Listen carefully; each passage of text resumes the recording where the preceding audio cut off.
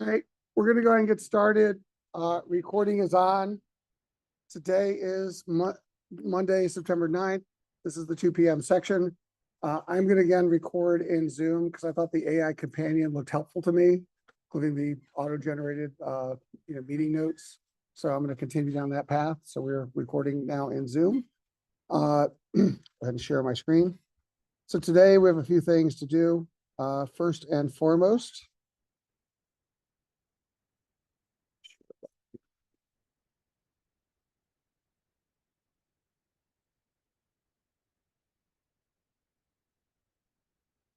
today is the first day that attendance starts. So this is section 201. This is the attendance sheet, which has everyone that's registered for this section. So what I need you to do is next to your name, if you're here, put a signature, right? Don't sign for somebody else, but this is our record that you have attended. So this is the only record. The purple doesn't count. You can't come to me in 2 weeks and say, oh, I was here that day. Your name's not signed on here. You weren't here. As far as I'm concerned, unexcused absence. All right. So to have you're here, not an unexcused absence, sign the attendance sheet every live class now going forward. Okay. So I'm going to start it over here. Make sure you sign it before you leave today.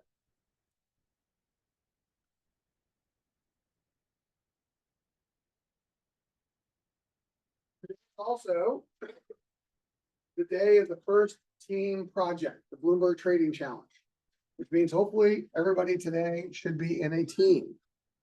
So if I go to people, all 43 teams, 18 people are not in a team. So in this section, which is 201, we should be teams 7 through 13. So 7 through 13, right? So just to verify that, team 7, Danielle. Great. Team 8, Nathan. Team 9, Katrina. Katerina here. Team 10, Saman. Did I get that right? Team 11, Carson. Kobe. Benjamin. All right, I think this might be my rogue team. Somebody in the 11 a.m. section said that they had a team that signed up that wasn't really in their section. So none of these 3 people are in the section. Okay, we'll come back to you. So I don't think this is in this section. So team 11, edit, rogue.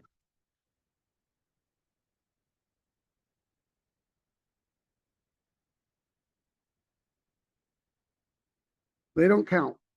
Team 12, Peter. Or sorry, Mason Burke. Shay. Jacob. Charles. Anybody from team 12?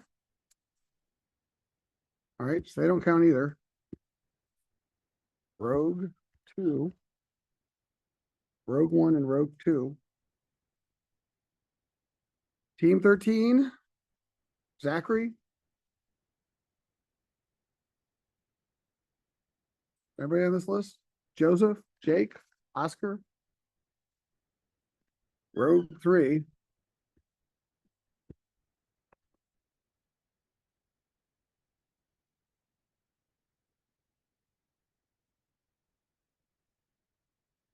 Team 14, Michael, Joseph, Lucas. Or are these people who don't know how to follow directions? All right, Rogue 4.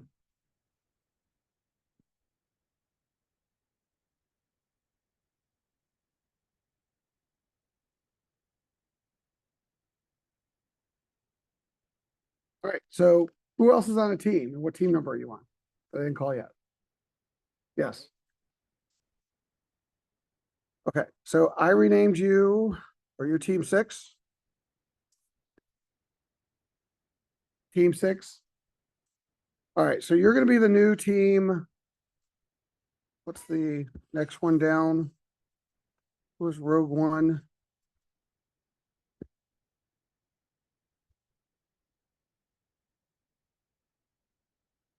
Oh.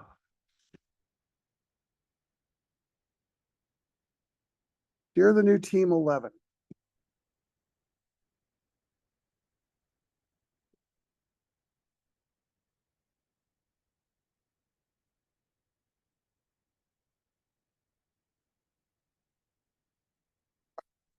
Who else is on a team that is one of the others?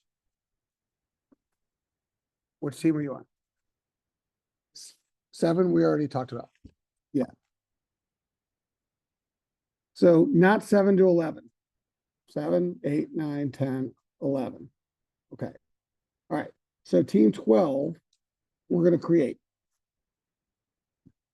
Since 12, rogue 2. So team 12.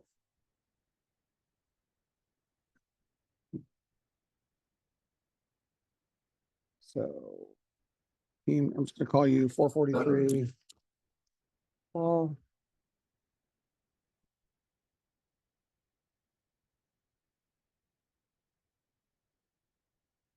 Okay.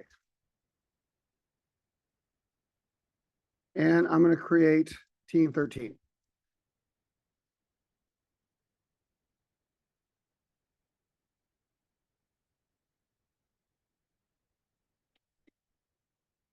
If you are not on one of these teams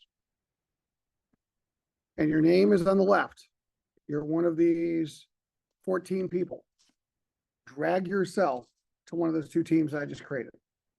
Give you a minute to do that. Right? So who's not on a team? Raise your hand. So I got you 4. Put all 4 of you onto team, the first one I created, team 12. So all 4 of you drag your names to team 12. Besides those 4, is there anybody else?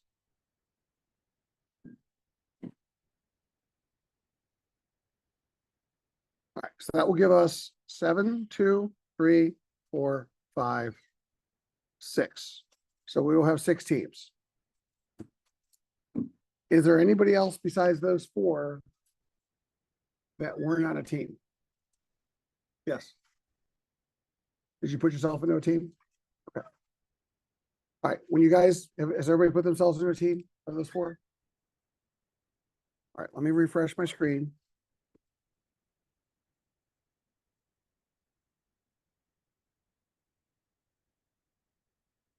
All right. So team 12, new team 12 has 4. Team 11, the rogue. So real team 11, 8, 7. Is there anybody here not on a team now? You're putting yourself on team, the new team 12.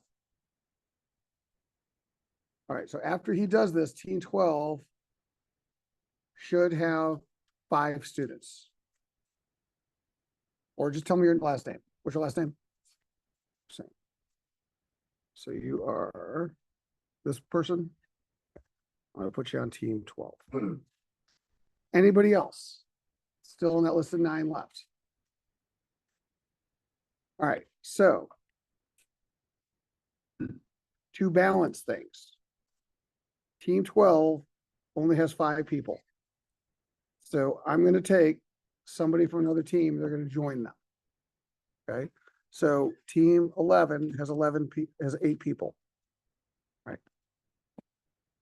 Anybody join that as part of a team?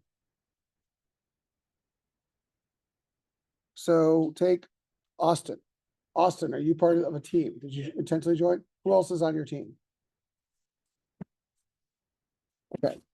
Lottie, did you join as part of a team? Who'd you join with?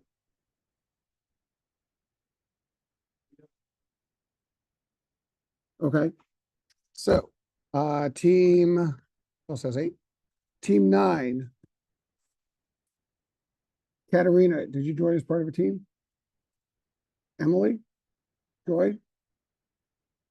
Where's Joy? Did you join as part of the team? Tucker? Philip? All right, I'm moving you. You just joined team 12.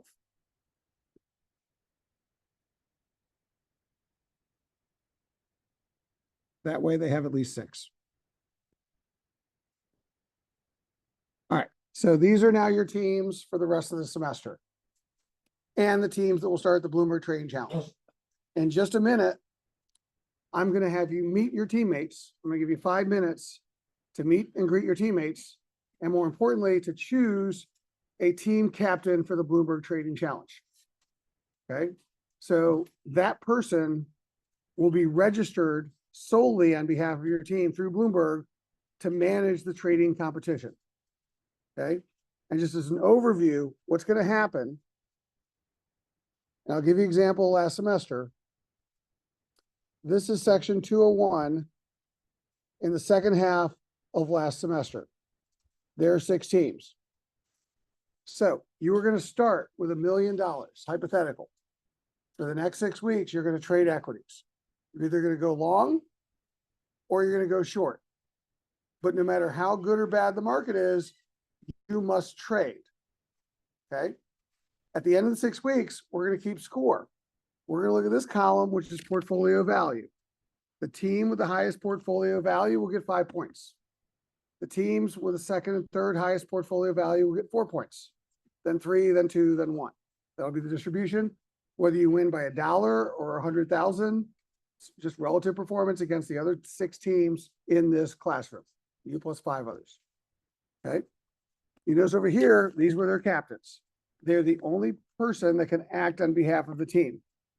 It is very important because if this person doesn't trade, then I can't undo that. If this person goes rogue and starts making a bunch of trades that the team didn't agree to, I can't undo that. You get a team grade for team performance. Okay, so this person is going to be very, very important. When you trade, you want to trade market orders. There's no limit orders in the trading competition, which means the captain, if you bought NVIDIA at 120 and it's heading to 80 and you want to get out, your captain has to log into a terminal and sell it. If they don't log into a terminal, they don't sell it, and they're irresponsible, well, your team has taken the final exam and you just blew through the whole semester. Okay, so this should be a responsible person. Okay, in addition, even if you are not that person, all the other members of the team still have to participate. There will be a peer review for the Bloomberg Trading Challenge. And based on that peer review, if they say you didn't participate in selecting stocks, making recommendations, yada, yada, then I will lower your grade. If they say you didn't do anything, I'll give you a 0. If you get a 0, you can't opt out of the final exam. Okay, so very important that everybody participates. One person's just going to be the one who actually is logged in and will act on behalf of the team. Make sense? All right, so 5 minutes to meet and greet your team members and to select who that person is going to be. All right, so in that vein, oh, by the way, before you do, notice what happened last semester. The winning team lost 3% of its portfolio. The winning team started with $1 million and ended up with 972,000. It was a terrible market. They traded in a terrible market. Whether it's good or bad, you trade. It's trading competition. You can't stay in cash. Okay. More about that in just a minute. So what I want is team 7 back corner of that room. Okay. Team 8 front corner. Okay. Team 9 middle back corner. Team 10 middle front. Team 11 far back. Team 12 up front on the right. Okay. All right. 5 minutes, meet and greet, pick your captains, then we'll start. Pausing the video.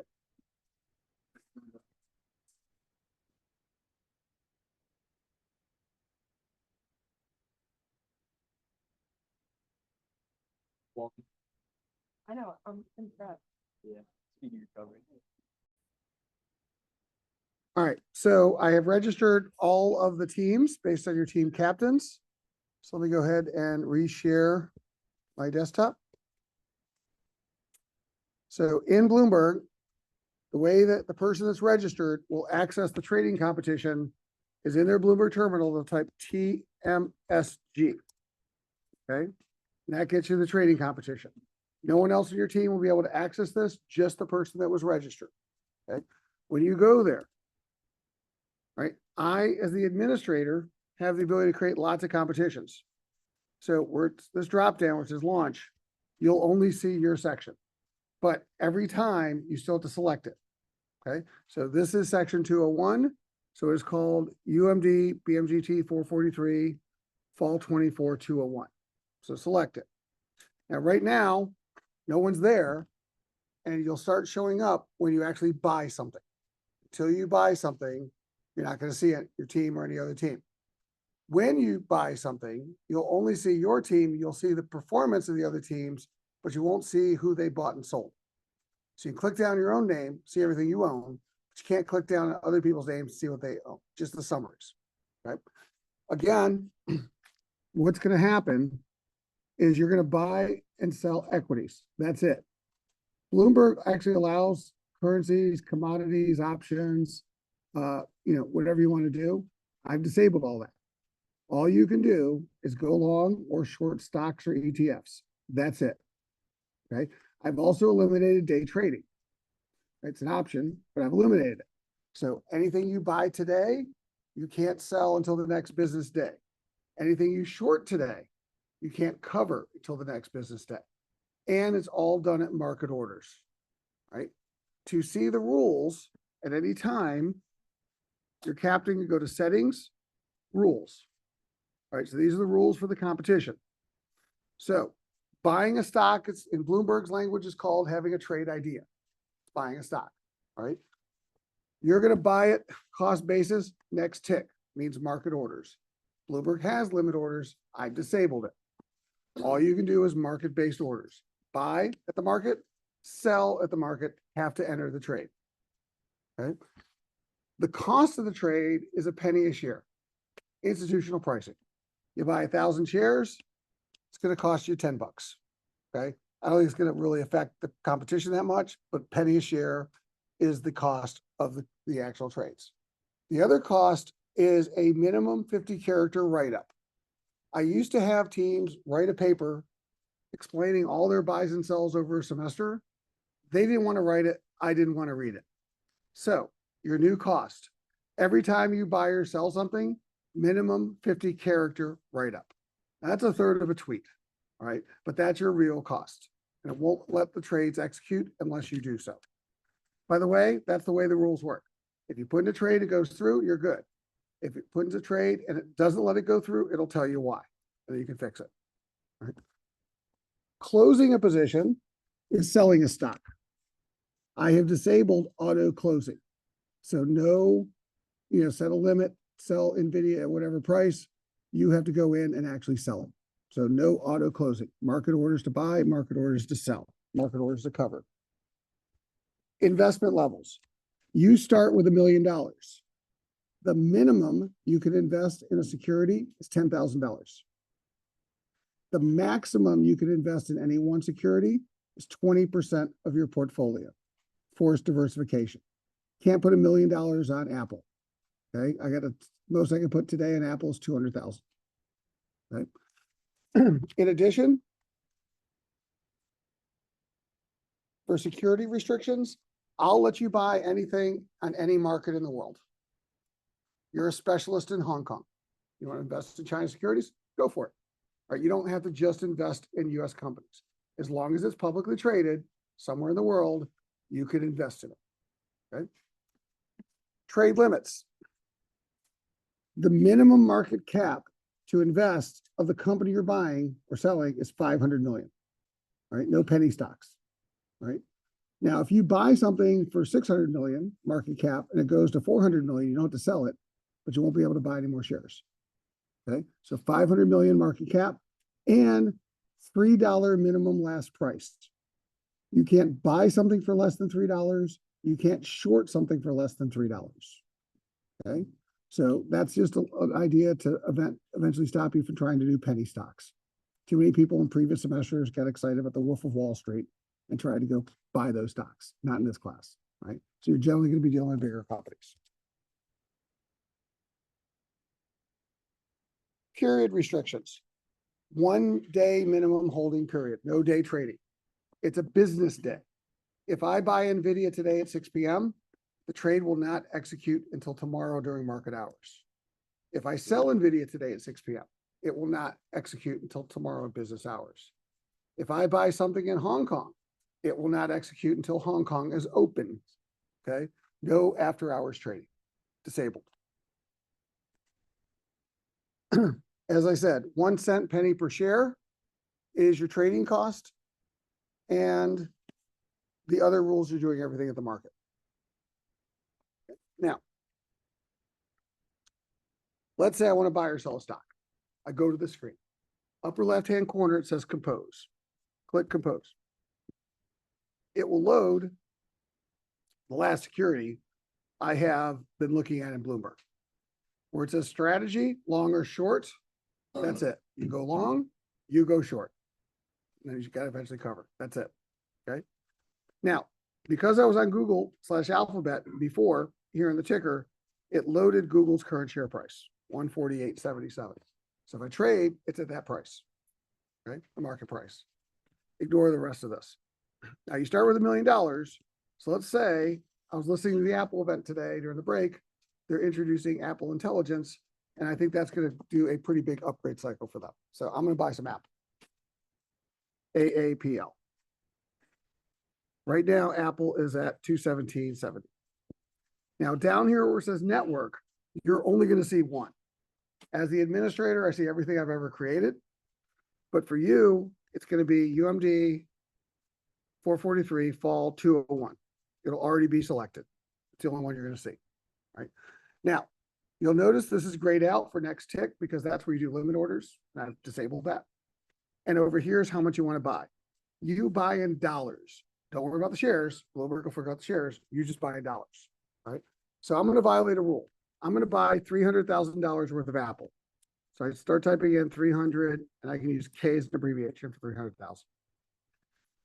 Send, submit my order.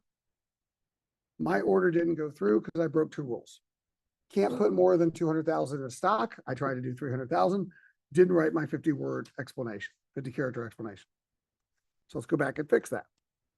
Now I'm going to change this from 300,000 to 200,000. And I'm going to say buying Apple due to AI driving upgrade cycle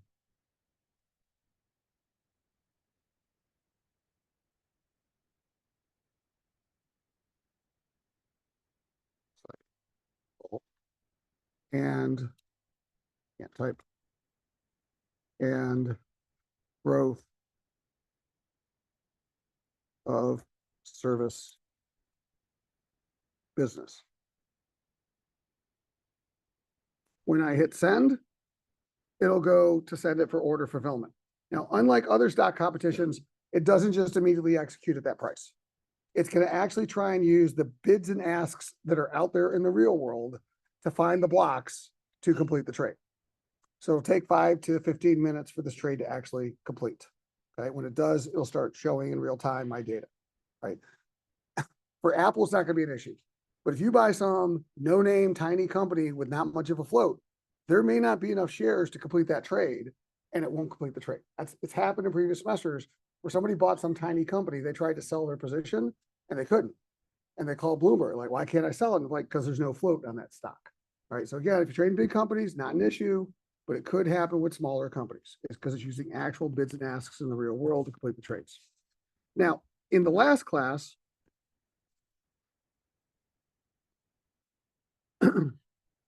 you can see that it'll now during market hours give you real-time updates. Okay. So I bought a stock, one long. I've already lost $365 today. And my portfolio value is, down from $1 million to 998,829. This will keep changing. This column is the one that matters for scoring. Where you are in mid-October, the end of that trading day is how we're going to rank you. Okay. And this column, available cash, also matters. 1 week from today, you have to be out of cash as a team. I'll give you a week. At any point, starting next Monday, you have to be below 300,000 of cash every single day the rest of the semester. If at any point your team goes above 300,000 of cash, I will disqualify you. You'll get a 0 and you're all taking the final exam. Okay. So this is a trading competition. You have to trade. You can't stay in cash. If you sell Apple, buy something else at the same time. Okay. Don't go to cash. Once you start investing, you got a week to invest a portfolio of a minimum of 10 longs for the first half of the semester. Doesn't matter how many shorts you have to have at least 10 longs. Okay. Between now and 6 weeks from now. Yes.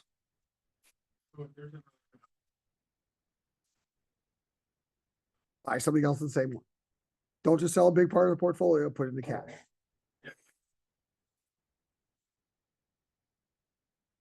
Day. It's the day. So what's going to happen is if I see your portfolio above 300,000, the first time I see it, I'll give your team a warning. I'll say, you're above 300,000. You got 1 day to get out of cash. The second time I see your team above 300,000, I disqualify your team. Okay. So the idea is you want to liquidate your portfolio, liquidate it, but put it into something else. Don't just put it into cash, or at least no more than 300,000. You got a week to get out of cash, and you got to stay there the remaining 5 weeks. Make sense?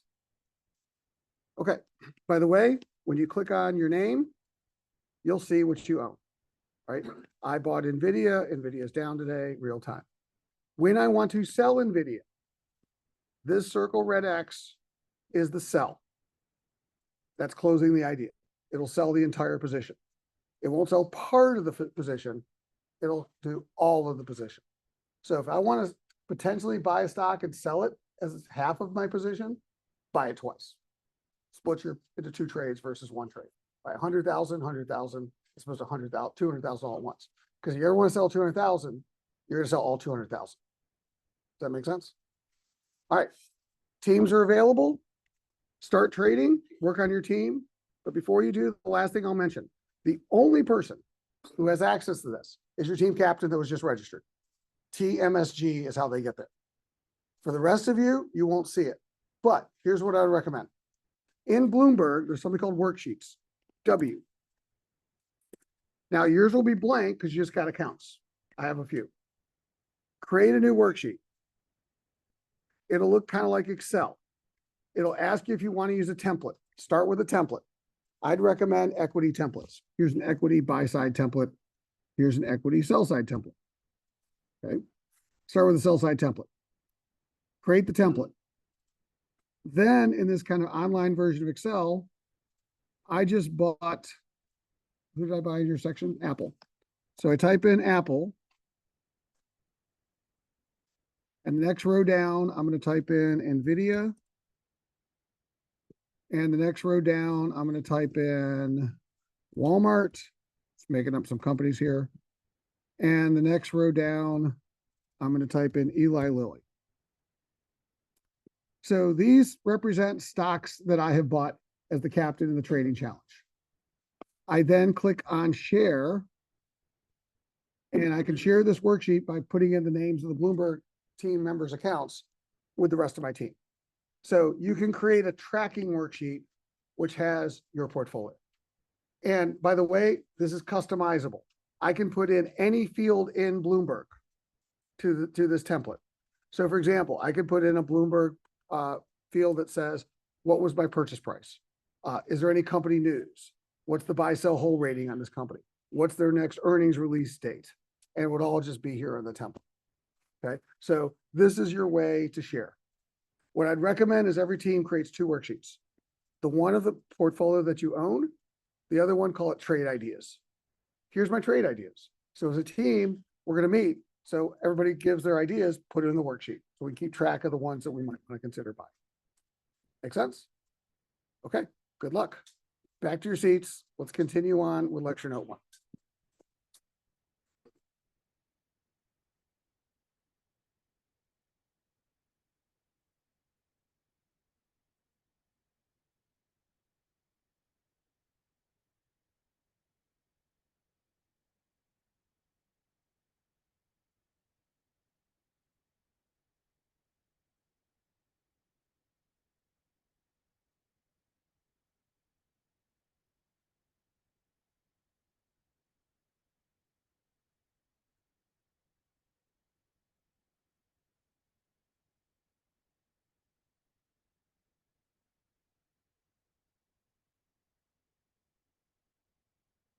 All right, so last week, we talked about the four cornerstones. Today, I want to go one level down and talk about the math behind the four cornerstones. That was in Lecture Note 1, which are called the key value drivers or KVD, right? So key value drivers, as I said, represents the math. We're going to spend a lot of time on the math this semester. This slide summarizes all of the key points of the math. So top level, three things drive value: spread, ROIC versus WACC, growth, and sustainability of advantage, meaning how long do you maintain the spread, how long do you maintain the growth. When you go down a level in ROIC, two things drive ROIC: your profit margin, how much you make when you sell something; your productivity or efficiency, how much you spend to sell the product or service. Those five things become the key value drivers for any firm: margin, productivity, cost of capital, which is risk, growth, and competitive advantage. Those are the five most important things mathematically to valuation. And those are called the key value drivers for any firm. And again, we're going to spend a lot of time on that this semester. So starting with the key value drivers, I want to define a few more things. So the first thing I want to define is something called NOPAT, net operating profit after tax, which is something McKinsey calls NOPLAT. Those are interchangeable terms. The idea is when we value a company, we want to look at how much cash they generate from operations, assuming they have no debt, right? Take two companies that have similar operating profits. One company has debt, the other doesn't, right? One company is going to have more income, but that doesn't make it a better company. It just means they did a different financing choice. So we're going to separate out financing choices from operating performance to get a better understanding of the business. So when we do this, we're going to look at something called EBIT, earnings before interest and tax, or operating income. And we're going to say, okay, if you were an all equity firm, had no debt, whether you do or not, how much cash out of that EBIT or operating profit can you give to the shareholders? So we're going to take our EBIT and then we're going to do it after tax. And that's an acronym called NOPAT, net operating profit after tax. Or McKinsey calls it NOPLAT, net operating profit less adjusted taxes, right? The whole point is, in this example, we have a made-up company that makes 100 million of operating profit after tax, 100 million NOPAT. There's only two things that a company can do with its profits. It can either reinvest it in the business or it can pay it out. That's it. Okay. If I reinvest in CapEx, build inventory, build accounts receivable. If I pay out, I could buy back stock, I could pay a dividend, I could pay off debt. But in this class, we're going to simplify it. We're going to say all that, dividends, share repurchase, debt repayment, that's called payout. CapEx, build inventory, that's called reinvestment. Okay. Those are the only two things you can do with your profits. In this hypothetical example, this company is taking 50 million of its profits and it's reinvesting. That creates a ratio called the reinvestment rate, the percentage of the profits reinvested.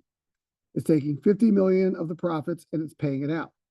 That creates a ratio, payout divided by profits, the payout ratio, which in this case is 50%.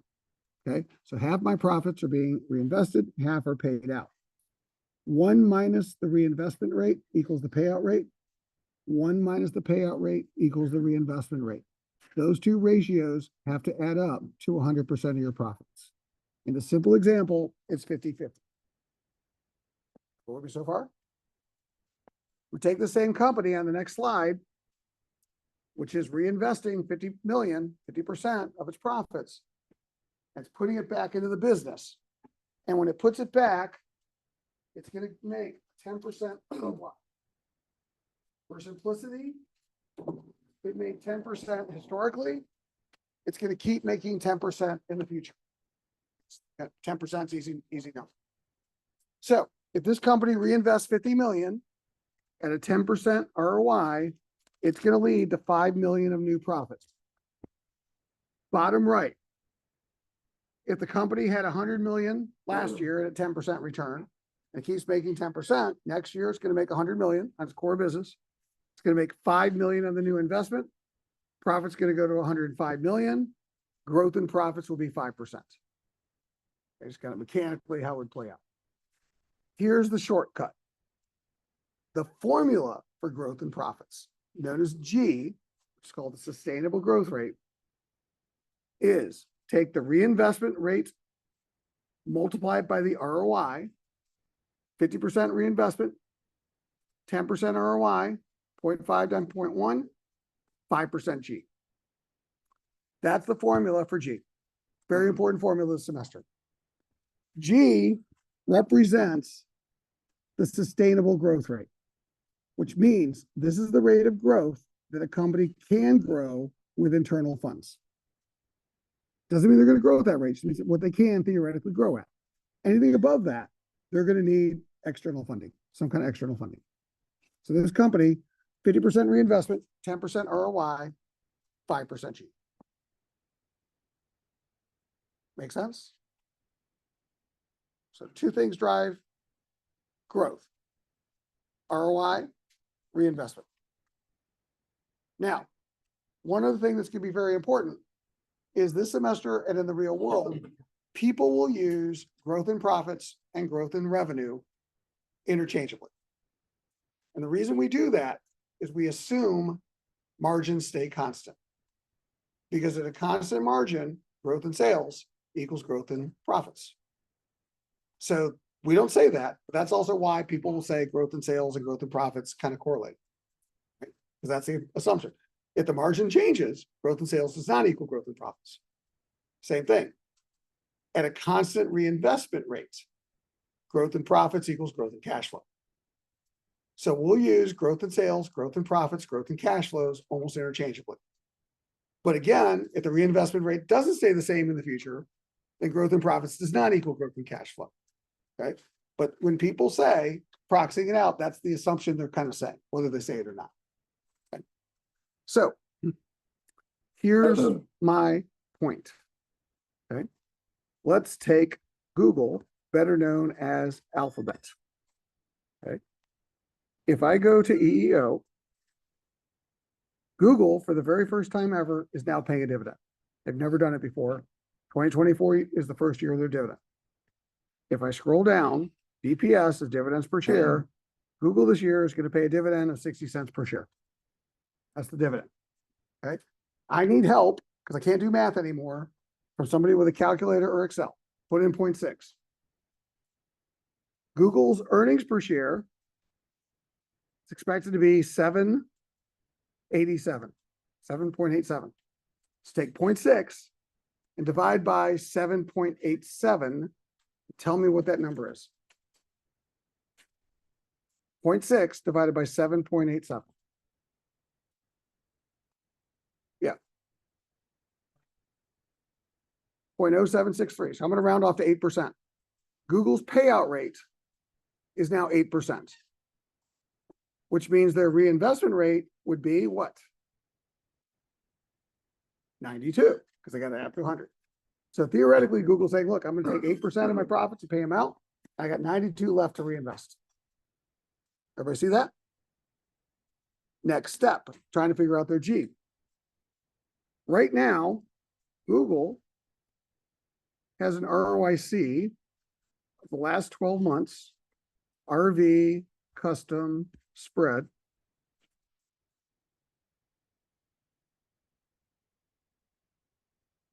Their ROIC in the last 12 months through June of 2024 was 28.14%. Let's say we did an EIC on Google. As part of our EIC, we said, you know what? We don't think much is changing in the industry going forward. We don't think much is changing in Google's competitive advantage going forward. And we think Google's going to maintain 28% going forward ROICs. Okay, just making that up as an assumption. Google's actual growth rate, as expected by the analysts for the next 4 years, EEO, headline growth. This year, Google's expected to grow 26%. Next year, Google 10%. Google 12 by 2026, 6% growth by 2027. Those are the next 4-year expected growth rates. Right. What is Google's G? What is Google's sustainable growth rate? What was the ROIC approximately? On the previous screen. 28, we'll round up to say 28%. Okay, 28% ROIC, we're gonna say that's gonna stay constant. Times what leads to the G? What do we multiply the 28% by? 92%. You multiply it by the investment rate. So what's 92% of 28? Again, I can't do math, so you're helping me out. 0.92 times 0.28. Point what? 0.76? No. I can't do math, but that can't possibly be right. 0.28 times 0.92 can't be 0.76. How much? Is that the rounded number? All right, let's round it to 0.26 if that's what the rounding says. So what it says is Google could theoretically grow at 26%. That's approximately their G. Everybody see that? All right, so here's the deal. In the next 4 years, does Google need to borrow money? We model it out. If they can grow 26% a year, do they need to borrow money? No. We know that because starting next year, they only are going to grow about 10% and they could theoretically grow 26. So I know today, if they hit these numbers, that they can pay the dividend, grow 10%, and still have cash left over that they didn't spend. What happens to that cash, by the way? Because they didn't pay it out as a dividend. What happens to the rest of the cash? They didn't reinvest it. It just goes in their balance sheet as a cash balance going up. So I can already tell you that Google's cash balance is going up next year. Okay. That's what we know from G. Right. And they can fully fund themselves without any new debt. Right. That may be different from another company, but that's why a lot of these big tech companies that have high returns, Meta, Apple, Google, now NVIDIA, they don't need banks because they're growing so fast at high returns, they can self-fund. And we can model that out. And by the way, we will model that out for companies this semester. Yes, sir. Theoretically, it's a forever. It's a perpetuity growth rate. I'm using 4 years as a proxy, but theoretically, it's a perpetuity. And we'll get to that when we get to valuations. Really good question. Is everybody following kind of what we just talked about? All right. Very important definition. One we're going to use a lot this semester. Talk a lot about G. Next definition, free cash flow. A company is not worth the sum of its future profits. And the reason why is because it's going to have to reinvest some of the profits to maintain the business. Buy a car, any car. Keep that car for 10 years. Don't do any maintenance on that car. I'm telling you, the car is not going to make it 10 years. Well, same is true for a company. If a company doesn't reinvest some of its profits, the company's going to crumble like a car with no maintenance. So to maintain what you got to put some money back in. And if you want to grow, you got to put even more back in. So the company can't pay out the profits because it's going to be reinvesting some of the profits. What the company can pay out is the profit after that reinvestment. Now, there's no accounting term for that. Accounts don't have one. So we created our own term in finance for that. It's called free cash flow. Free cash flow is profit after reinvestment. Conceptually simple, right? But problematic in that the accountants don't help us, right? So there is no statement of free cash flow that's GAAP or FASB. It doesn't exist, or IFRS. So this semester, you're going to learn how to professionally create balancing statements of cash flows. If they don't balance, you're not getting credit. Okay, so we're not rounding off, we're not estimating. We're going to take actual free cash flows and calculate them for companies. It's part of the process you're going to hate. It's like learning a new foreign language. And that's the second section of the class. But that's critical because if we're going to value companies, we need to know what those free cash flows are going to be. Because that free cash flow, the profit after reinvestment, is the theoretical payout rate of the business. That's what the value is based on. Because I could take that free cash flow and I could pay it out. Now, I don't have to pay it out. Google's not paying out all their free cash flow. So the whole point is, if I don't pay it out, it just goes in the bank. But it's called free because it's free and clear. It's not encumbered to the business. It is cash that could either be paid out or theoretically paid out in the future. And that's why it's the fundamental basis for valuation. Make sense to everybody?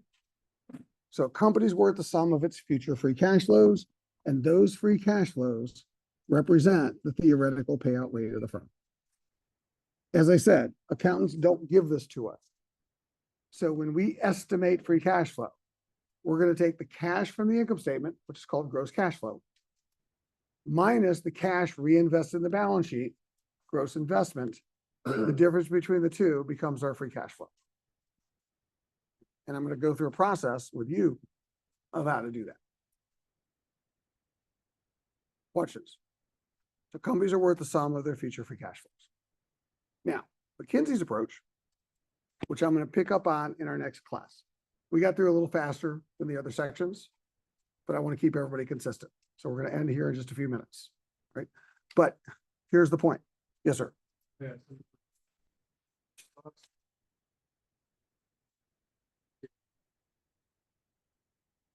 Absolutely. So let's say I'm an early stage growth stock, right? And I don't have any dividends. I might even have profits today. So what I have to estimate is, okay, when they eventually grow and scale up and sell their product. So for example, I'm a biotech, right? And I'm going to launch a drug next year. I have no sales. I still have to figure out how much free cash flow that drug's eventually going to make. Okay. Then what I'm going to do is discount it and present value it. And that's going to be a value of the company. So those theoretical free cash flows in the future will equal the value of that biotech. The only difference is we got to risk adjust it because we're making predictions about the future that may or may not be right. But theoretically, if I knew what those cash flows were in the future, I could tell you what that drug is worth today. And that's the general concept behind this. But it's the free cash flow of the drug because I just don't have sales of that drug. I got costs and I got to build plant and I got to build inventory. I'm going to have some receivables. So all of that has to be taken into account when I model out my free cash flow, right? And as my drug explodes in sales, I'm going to need more facilities, more CapEx. I'm going to need more inventory. I'm going to need more sales force. I got to model that out. So that's the point. I can't just look at the price minus the cost. I got to also include the investments. So that's the point. That's what free cash flow is going to represent. So here's the final point for today. McKinsey focuses on ROIC. DCF is based on free cash flow. They're the same thing. ROIC is the shortcut to free cash flow. Calculating free cash flow in the real world is hard. The accounting systems don't do it. Half the accountants have never heard of it, much less the executives of companies. And no one really knows how to do it that formally. So free cash flow is hard. Mathematically, ROIC is the same thing. It's like IRR versus an NPV, right? And so McKinsey said, if I'm going to go work with real companies, I can calculate an ROIC much easier than I can a free cash flow. And so McKinsey's approach to valuation is ROIC valuation. And so it's just a more practical version, but I'm going to start to show you, and you're going to learn conceptually, ROIC is the shortcut to free cash flow. Okay. And that's what we're going to pick up on Wednesday. So at this point, if you haven't signed the attendance sheet, please make sure you sign it before you leave. Make sure that you start working with your teams. Maybe you set up a group chat or something, because this is the same group, not only for Bloomberg Trading Challenge, but all 5 projects semester. And in a few weeks, you're going to do your first team presentation on EIC. Okay. I'm going to give you a company. You're going to do an industry analysis. Right. Now, last thing I want to mention before you leave, homework 3, I believe it is. You finished the EIC assignment on SBUX. Okay. Right. Is that right? So what we want to do is I want to talk about homework 2 and introduce homework 3. It's the last thing we're going to do before these. So I'm going running out the door just yet. So you had to do an EIC on SBUX. SBUX, US equity. First thing you would have done, RV, and you would have gone to markets, beta, and you would have had BIC's best fit algorithm. You wouldn't have used analyst curated, because if you did, I'm talking to the TAs, you lost a half a point. And a lot of you didn't do this. So follow instructions when I give you them. You also had to make sure it said location of domicile, because we're just using US peers. So this should have been your list. And based on this list, you should have a market cap weighted average, raw beta of 0.69, and a raw beta for Starbucks of 0.9. And that's the screenshot that you had to submit for today. And most importantly, that's what you had to start writing up. So what you would have said is the industry beta is 0.69, which means it is far less economically sensitive than the S&P, which would have a beta of 1. So this is a less economically sensitive industry. Point number 2, Starbucks has a beta of 0.9 versus the industry of 0.69, which suggests Starbucks is more sensitive than the average company in this list, but still less sensitive than the average big company. Okay. That's brushing your teeth. Like that's minimum acceptable part of this assignment. But going forward, you got to say more. You got to explain why. Why is this industry 0.69? What makes it less economically sensitive? What did you guys say? So when you went through the BICOs, the industries, the IBIS worlds, what did you say that makes this industry less sensitive to changes the economy? Yes.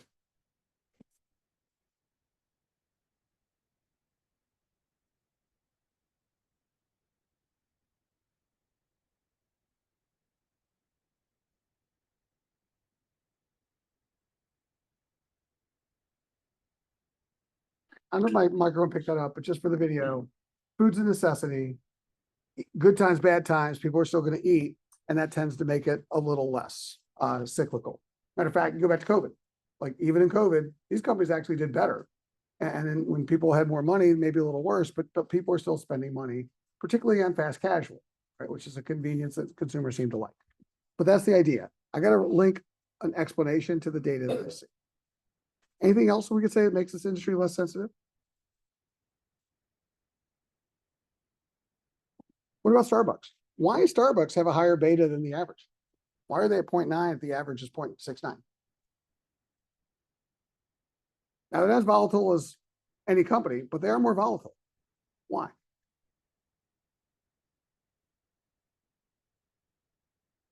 Yeah. So that might lower the beta, but why is Starbucks beta higher than the average fast casual firm? Yeah.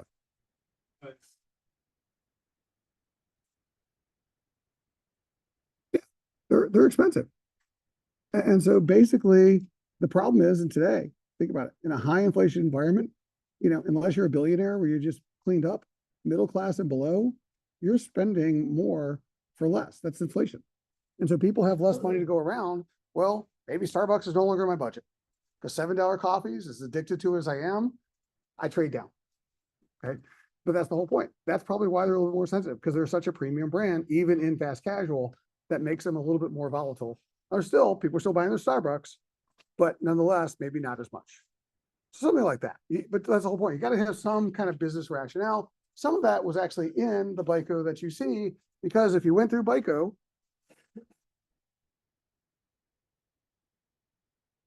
as an example, and you're just perusing through, one of the things that you would have read, which could help trigger some of this, is revenue growth hurt by US spending. Well, you start reading more about this, that's the whole point. Consumers aren't spending as much.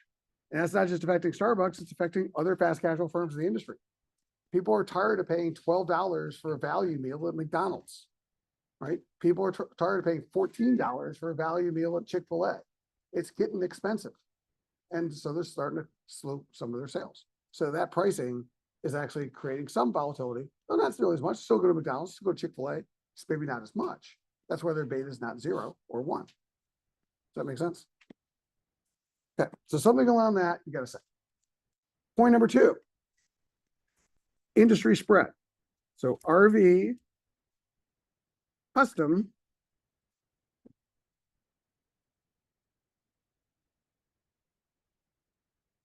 spread. And what you're going to say is based on this data, screenshot number 2, that last year this was an attractive industry. The industry ROIC, top row in white, is 24.46%.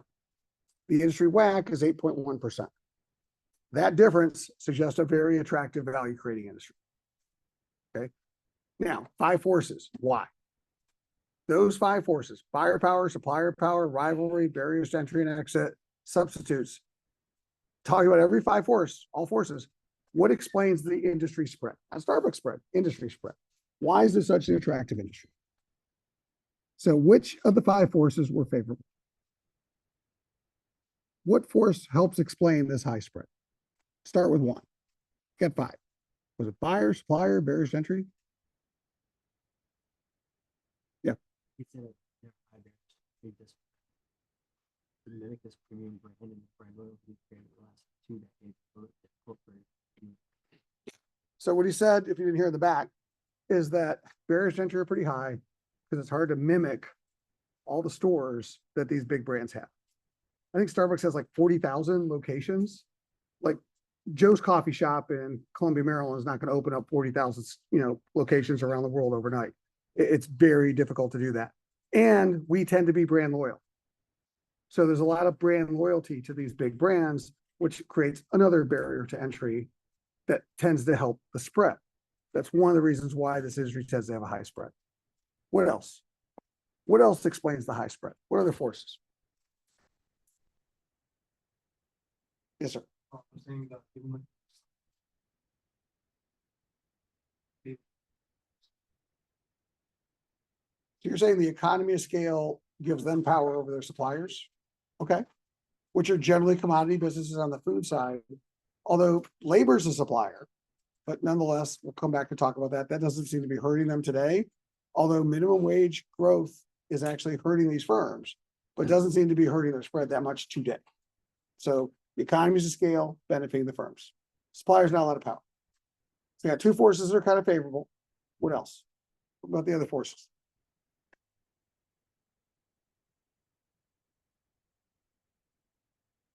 Is there a lot of rivalry amongst these fast casual firms? And is the rivalry today about price? Is Taco Bell in a death match with Yum Brands, think KFC, or that's part of KFC, with McDonald's and Starbucks and Domino's for driving the price down to gain share? Yeah. Which is more like an oligopoly.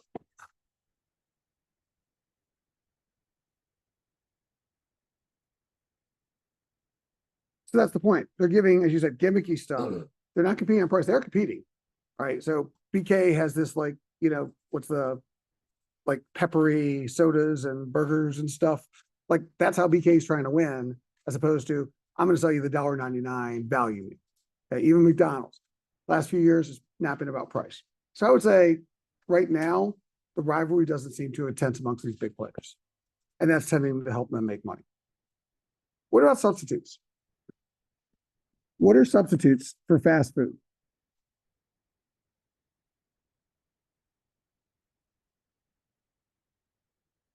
Yep. a lot about switch to healthier options than fast food. I mean, a lot of the time, they're also fast food places, sweet greens. Which technically should be part of this industry, but yeah. So potentially healthier options, substitute. What else? Yeah, eating at home, that's a substitute. Or you could argue fine dining could be a potential substitute. Now, do these substitutes hurt this industry right now? Are these substitutes really driving down the returns? They don't seem to be, because right now people seem to value convenience. Right? We get a lot of home delivery, we got a lot of on-the-go stuff, and that seems to mitigate the impact of eating at home today. Same thing. People might trade up for fine dining, but you're not going to order coffee from Ruth's Chris Steakhouse, not for breakfast, right? So fine dining, some impact, but doesn't seem to be dramatically hurting the business day.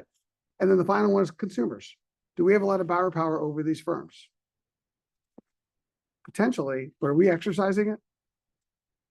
I would argue that if we all took a vote, if we had more time and said, name the last 3 brands that you ate at last month, you'd name somebody that's probably on this list.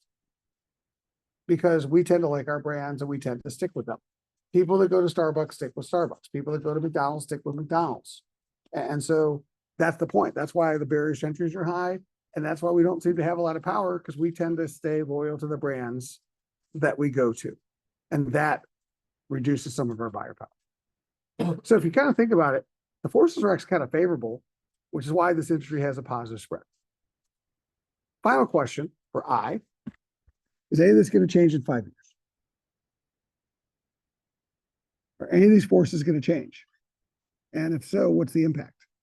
Because if we say they don't change, they stay about the same, the spread's going to be about the same. If any of these forces get more favorable, well, then that could help them go even higher. And if it's less favorable, it could get worse. And again, if you're flying through the BICO, one of the things the BICO talked about, particularly in California, is wage growth. Wage growth, which is supplier power, is getting stronger. And if we end up with like a national minimum wage, that could really hurt this industry. So suppliers are increasingly gaining power, people, and it's tending to hurt the industry spread. That might actually become a bigger issue over 5 years, right? I also think somebody mentioned healthier choices. If people have healthier choices, that could start hurting some of these fast casual firms, and that could actually hurt this industry if it's defined as more fast food in terms of their profitability. People are switching out. Or high inflation could mean, to some degree, more people trading out to something else, eating at home, versus going out nearly as much.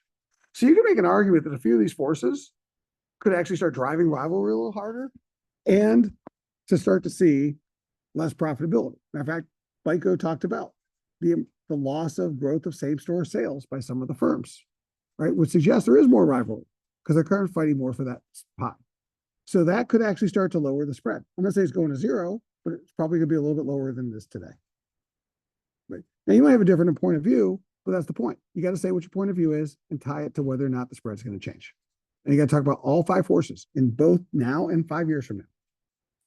Finally, competitive advantage. The Starbucks have a competitive advantage. Yes, they do.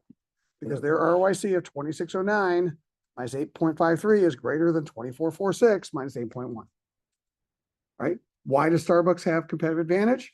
You could have talked about their brand. You could have talked about their premium product.